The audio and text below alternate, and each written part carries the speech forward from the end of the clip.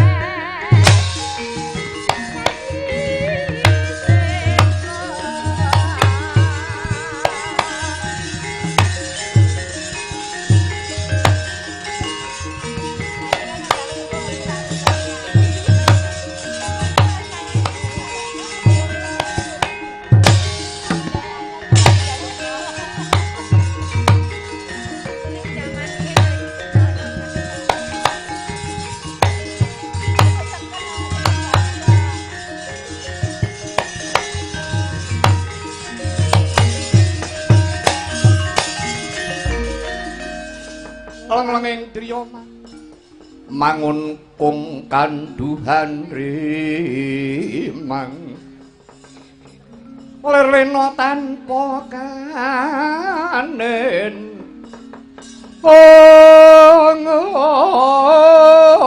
tan tulusa amengku sandyah utama sang nata mudha wus nyongrarep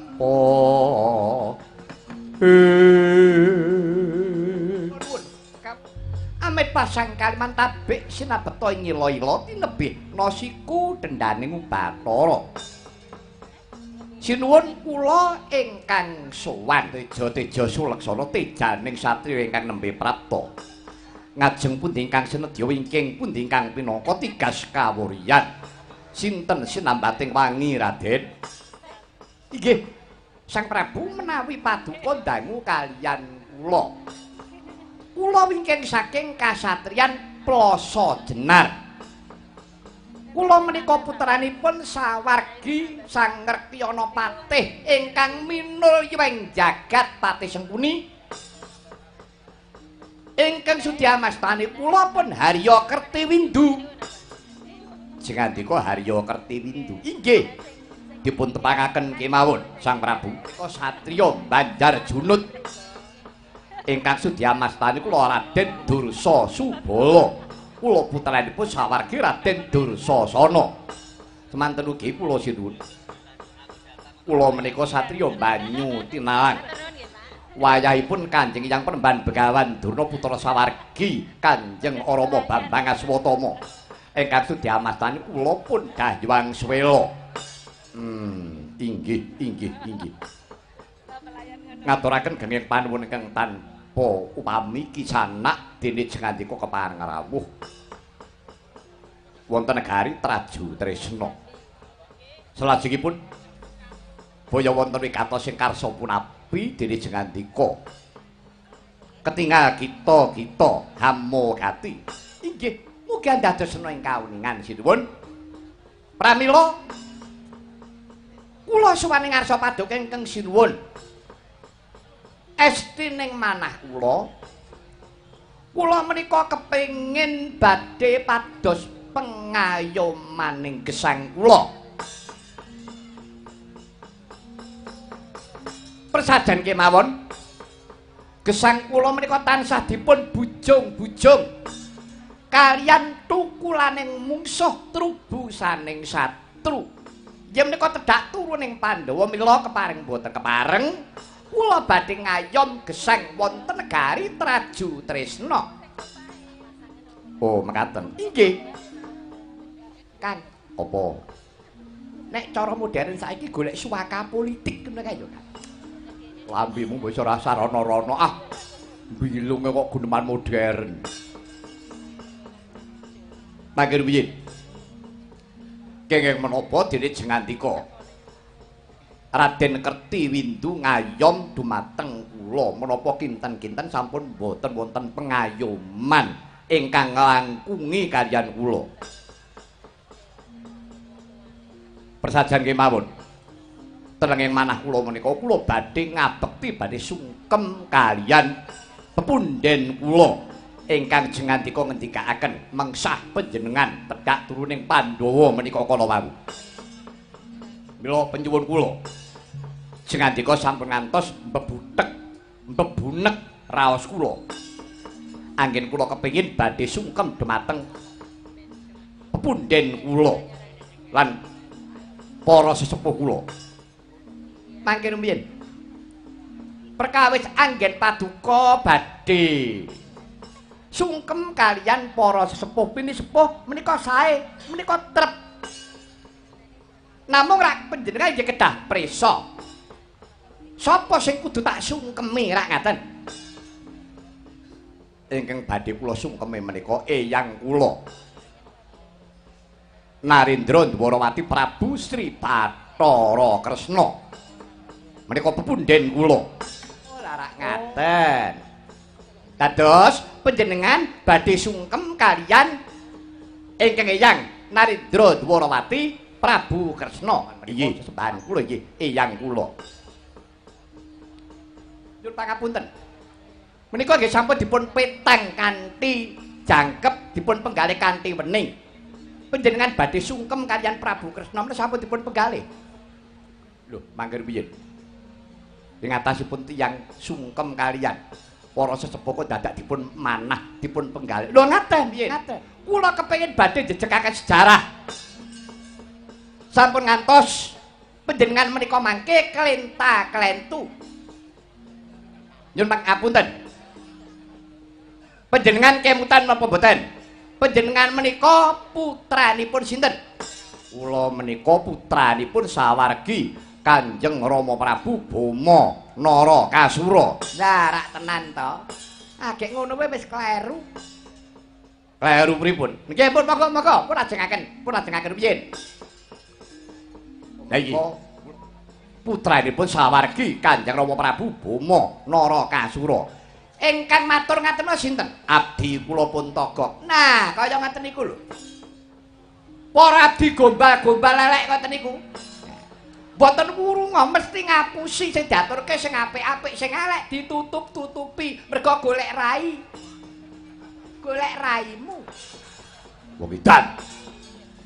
Mangkel aku dialani gombal. Ya men. Gombal-gombal aku nek ngelapi raimu aku ya emoh. Ngaten nggih? Monggo. Sak mangke kula dherekaken kula ngertos sejarahipun negari Traju Tresna. Menika ingkang leres mangke dipun seksekaken kaliyan sinten kemawon menawi perlu kula atur minggah dhateng Kahyangan Suralaya bener apa ora ature Kertiwindu. Jengandika menika sanes putranipun Boma Narakasura. Matur priksa nggih. Boma Narakasura niku dereng rukun. Bojone niku dibedhang kalih sedulure lanang jenenge Samba. Mila enten lakon Gojali Suta Samba Juwing. Jalaran Samba niku ngrusuhi garwane Prabu Boma Narakasura niku wau, ngeten. Menawi panjenengan badhe priksa, panjenengan niku sanes putranipun Prabu Boma Narakasura, panjenengan putranipun Prabu Bomantara. Niku bener. Bomantara niku sinten? Bomantara niku nggih sing duwe negara Traju Tresna niki. Mboten ngandel niku Togog niku kan matur. Kan matur sing satenane.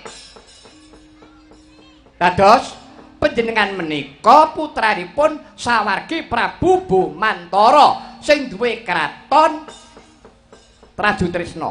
Traju Tresna niku biyen jenenge mboten Traju Tresna, kalih Kresna, ngeten. Niki biyen negara Surateleng. Ratu Surateleng. Jejuluk Prabu Bomantara.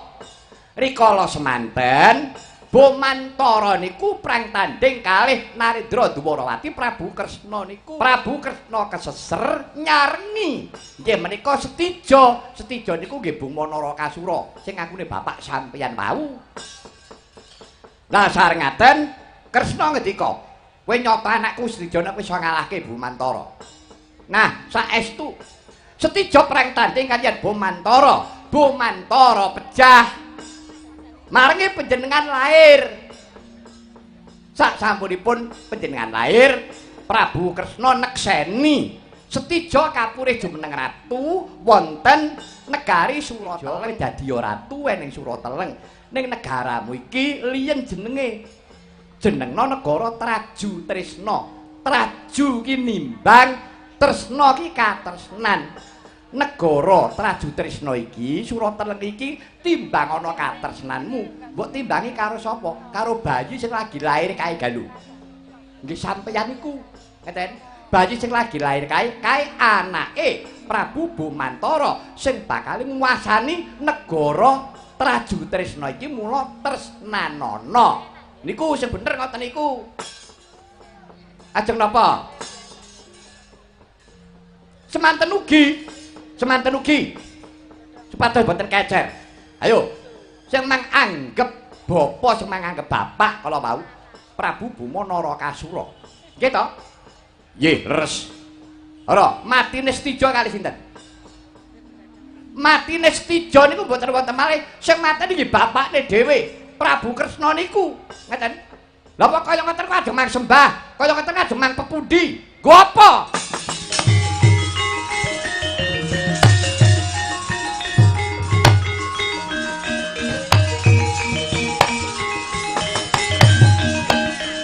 Jagat Dewa Betara jagat pangestu Ngkara.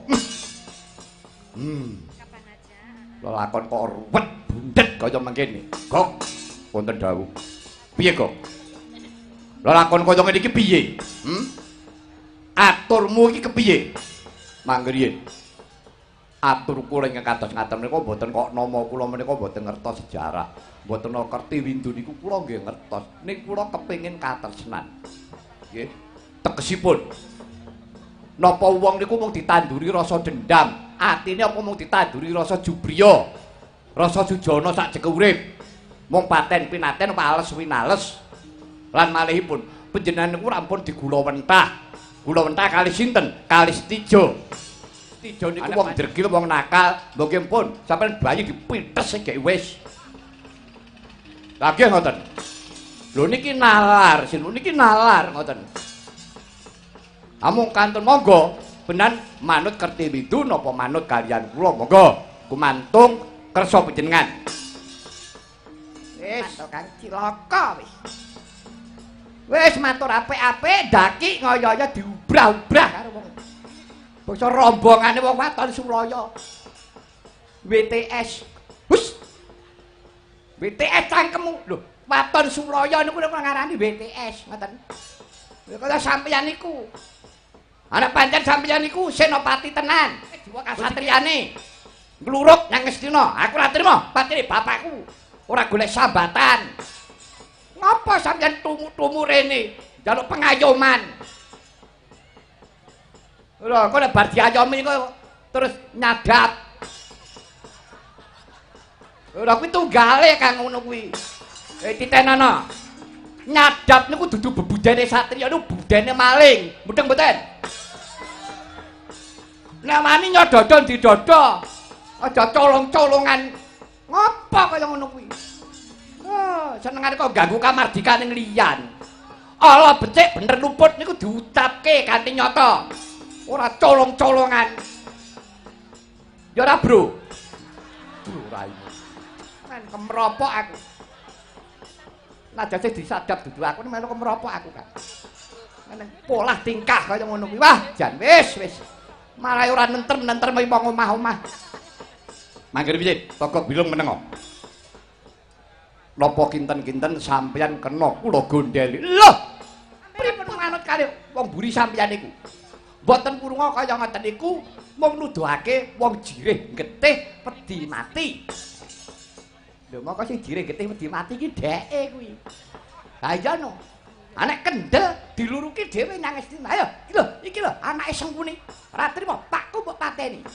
Ayo, sapa wani tanding karo aku? Ayo, wani ora, Bro? Kowe, Bro. Ora wani ta kowe ingah-ingi. Alah kacang ra ninggal ajaran. Anak Sengkune tek kon apik. Lambe mulung. Ben, alah kaya ngono mangsa Malatana. Wis. Ditenana kowe. Lho, arep ngopo? Tolong bojomu. Lusa ora tata ora. Mangger piye? Raden Kertiwindu sampeyan kenging kula ugemi tembung sampeyan. Lho, sampun jinuwun. Dinten menika lair terusing batos anggen kula badhe nyengkuyung kaliyan Jengandika. Monggo nek panjenengan kersa ngrebahaken panjenengan iso mateni Prabu Kresna. Wah, lah sampeyan iso kondang. Kondang ngalu-aluk sundha langit. Pun to. Napa meneh panjenengan saged ngrenah patine para Pandhawa.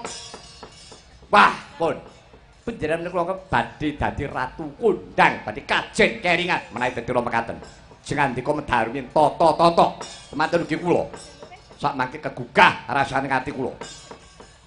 Parikedah kula kepengin sanget kula badhe maos hukum sik danipun tiyang sepuh kula. Nggih, kula entosi wonten pagelaran Jawi.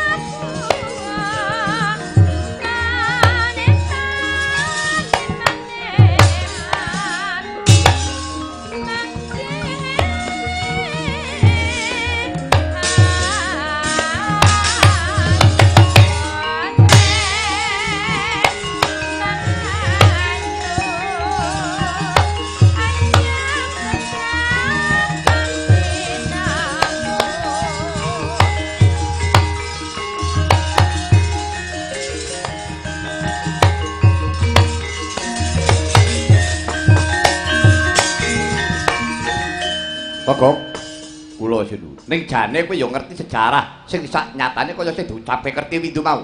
Nggih, ngertos. Ngertos napa panjenengan putranipun Prabu Bumantara. Kula nggih ngertos. Apa cangkemmu kok bisu wae.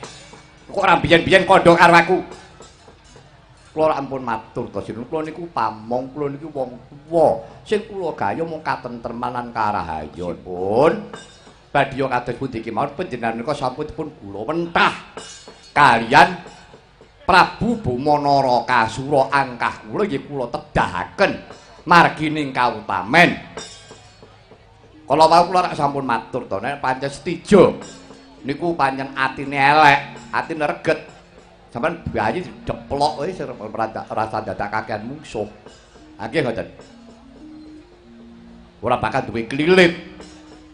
Nek panjenengan dianggep putranipun piyambak pun kula wentah ing sak sae-saenipun panjenengan nggih kelampahan nglengser ke Prabon tur menika inggih wewenang panjenengan. Togok nanging rasaku aku ora trima jebul bapakku sing mateni Bumanara Kasura ora wurunga kuwi ya saka pambujuke Prabu Kresna. Dene iki kok perintahno kabeh para prajurit Traju Tresna krik klampit brungkat kimpul gajah gelar singa bareng yen kurang ngesirak tebane dhewe.